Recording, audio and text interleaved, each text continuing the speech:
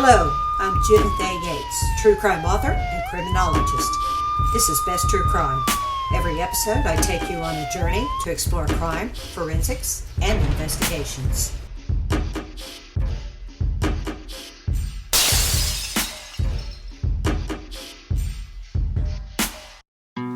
This is a case that is not as unusual as you might think. It's about falling in love. It's about attempted murder. It's about a city that is not as progressive as it maybe should be, and it all centers around a bowl of soup.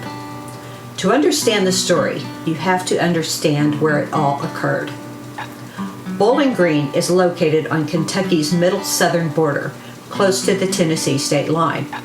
As of 2019, its population made it the third most populous city in the state, after Louisville and Lexington. Bowling Green is located in Warren County. Bowling Green is the Chevrolet Corvette Mecca because the Bowling Green assembly plant has been the source of all Chevrolet Corvettes built since 1981. Bowling Green is also home to the state's second largest public university, Western Kentucky University. Students might reside in the Pierce Ford Tower.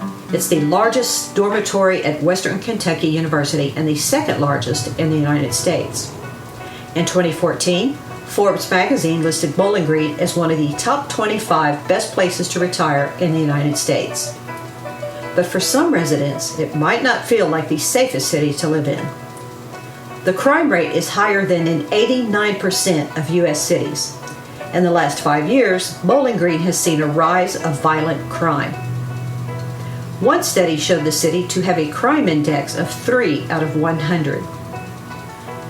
This case we're looking at in this episode is about one of those crimes, attempted murder. Now, we have to understand the climate of why this crime might have occurred. LGBTQ stands for lesbian, gay, bisexual, transgender, and queer, or questioning. The purpose is to symbolize all people who do not identify as heterosexual. Webster's dictionary defines homophobia as an irrational fear of, or aversion to, or discrimination against homosexuality or homosexuals. Fear is believed to be the basis of most discrimination. Many people believe homophobia is taught in churches. One of the biggest arguments used against homosexuality is a biblical verse. Like much discrimination, the roots might begin in the home. Nonetheless, it is taboo, a subject long misunderstood. Thus, despite more famous persons coming out as gay or gay-friendly, and movies and music becoming more mainstream about homosexuality and accepting of all types of romances, there are many people who are closeted, not open about their sexuality for fear of repercussions from their family, friends, and yes, even their government. And Bowling Green, Kentucky might be one such government.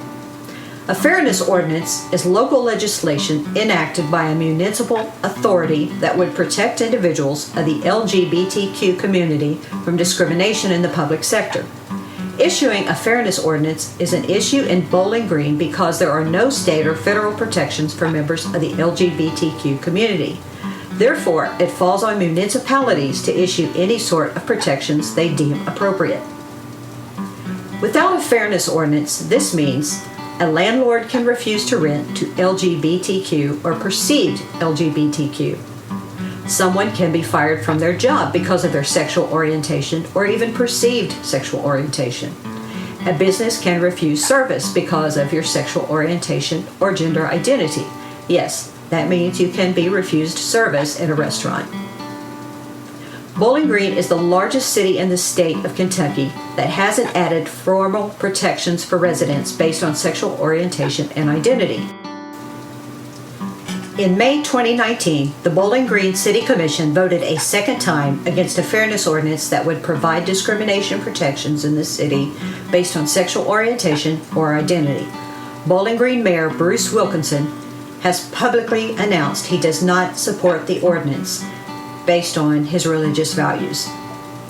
The Appalachian town of Vico, with a population of just over 300, passed a fairness ordinance in 2013. Yes, a town of 93 families with one police officer and no stoplights agrees discrimination is wrong. Why is this so important to this episode? Let's go to the case file. Judy Reed was a respected Warren County Drug Court case specialist in Bowling Green, Kentucky.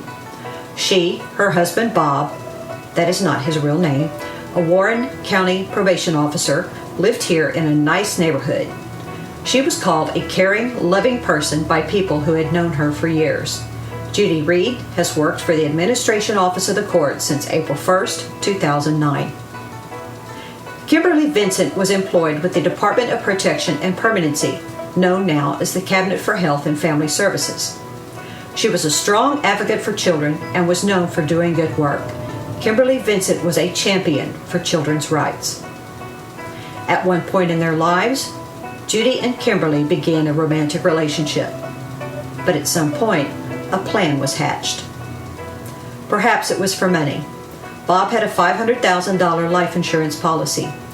Maybe it was so they could be together, despite Bowling Green's political standpoint on same-sex relationships.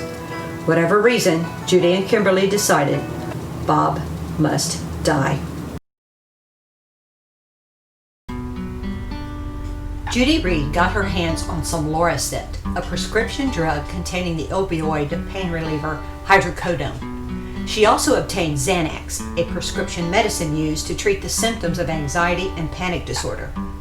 On the Friday night of September 19, 2014, Kimberly Vincent purchased soup for Bob's meal.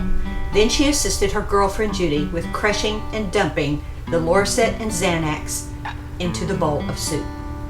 When it was served, Bob innocently slurped it down. Bob became dizzy, throwing up and reeling. He was one physically sick man, but he did not die. Obviously, the painkillers were not going to do it. The women needed something powerful, and Judy knew exactly what to use and where to go get it. Judy Reed had plenty of access to drugs. After all, she was a case specialist in the drug court. Officials liked her, respected her. Who would suspect her of dealing drugs herself? So she enlisted the help of one of her clients, a woman we'll call Lulu. Judy met with Lulu. She had a proposition. According to the arrest citation, Judy asked Lulu to get her 2 Opana ER pills, and Lulu's court documents would be altered in return. Lulu might be an addict, but she wasn't stupid, and she was trying to stay clear of jail. She went to the cops. Opana, the brand name for oxymorphone, is not as well known as OxyContin, but it is an opiate medication with a high risk of abuse, dependency, and overdose. Unlike OxyContin, Opana is still available in an extended release formula that appeals to abusers who are seeking a more intense high. Opana is replacing OxyContin as the most sought-after painkiller among addicts. Then the traffic stop happened. You will want to hear about what happened as a result of this traffic stop, but first I want to introduce you to a nonprofit organization that is helping families across the United States. In 1994, Monica Kaysen founded the nonprofit Q Center for Missing Persons, an organization focused on finding the missing, advocating for their causes, and supporting their families. Offering a wide range of free services, Q has since helped more than 12,000 families in what is often the most confusing and desperate time of their lives. Q Center is entirely donation funded and staffed by volunteers who are professionals in the field of search and rescue, advocacy, and more. Q's mission? To join efforts with all concerned, seeking closure to tragedies as we remain in search of the missing.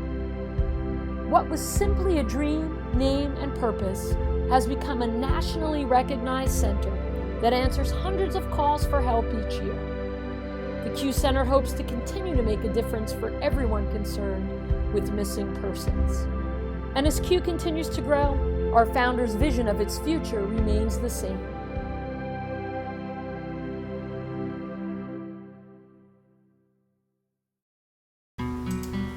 Let's continue with the case of Judy Reed and Kimberly Vincent. On September 24, 2014, Bowling Green police stopped Lulu on a suspicious incident. Lulu was carrying prescription medications and other illegal drugs. While she was being questioned, Lulu told the cop all about the exchange between herself and her drug court case specialist, Judy Reed. This time, investigators got involved and Lulu told them everything. She told them how Reid and Vincent had tried to drug Bob and kill him with some soup, but all they got was a sick Bob. So Reid had asked Lulu to fund her some Opana. Opana and Xanax would stop his heart, Judy had told Lulu, and Lulu repeated what her drug counselor was now counseling. The investigators listened to Lulu's story, and then they put a wiretap on her. They gave her instructions, they gave her 2 fake Opana pills, then they sat back and listened while Judy Reed gabbed away into solicitation of murder and official misconduct charges. Wearing the wiretap and carrying the 2 fake pills, Lulu arrived at the Reed home, just as she and Reid had planned. The 2 women discussed business. Judy told Lulu that she was going to put the Opana in Bob's food to kill him. In exchange, she said she would give Lulu a heads up when random drug tests would be administered. That way, Lulu wouldn't be on drugs when she was going to be tested. Judy admitted she had tried killing Bob a few days earlier with the soup, but it didn't go as planned. Later, Lulu would tell officers that Judy tried to fondle her. On September 25th, 2014, the jig was up, as they say.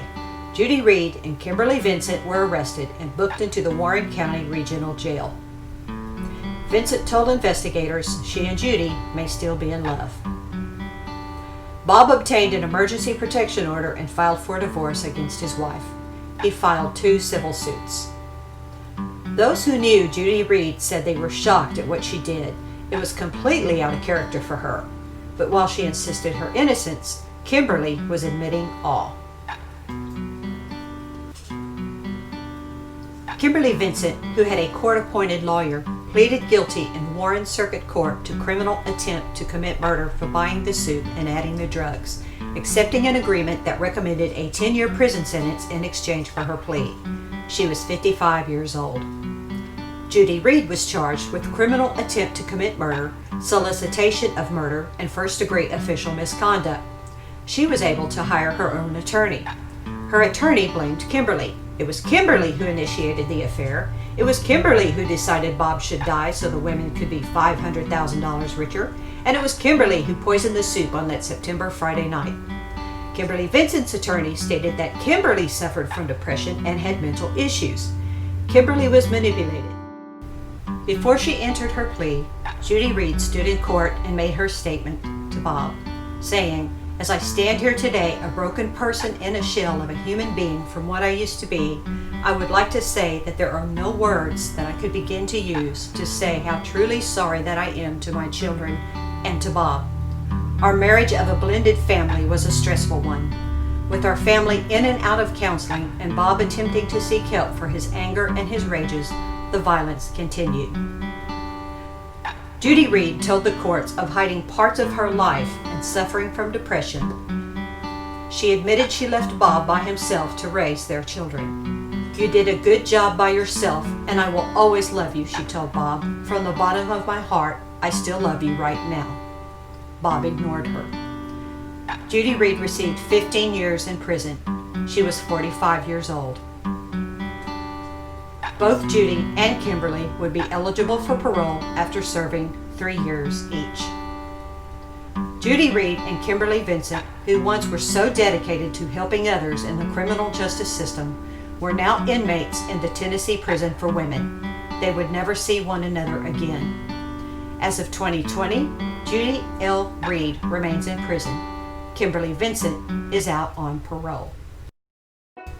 The Substance Abuse and Mental Health Services Administration National Helpline is a free, confidential, 24/7, 365 a day a year treatment referral and information service in English and Spanish for individuals and families facing mental and/or substance abuse disorders. The LGBTQ hotline will help you. Here's their information. To become involved in the Fairness Campaign, contact www.fairness.org. They believe GLBTQ have the right to respect, dignity, and full equality. They believe in dismantling racism. All issues of oppression are linked. They believe in working in coalition. and they believe in nonviolent grassroots organizing. Q, the Community United Effort, serves missing persons and their families regardless of age, ethnicity, socioeconomic status, gender identity, or sexual orientation. Every missing person is someone's child. You can contact Q here.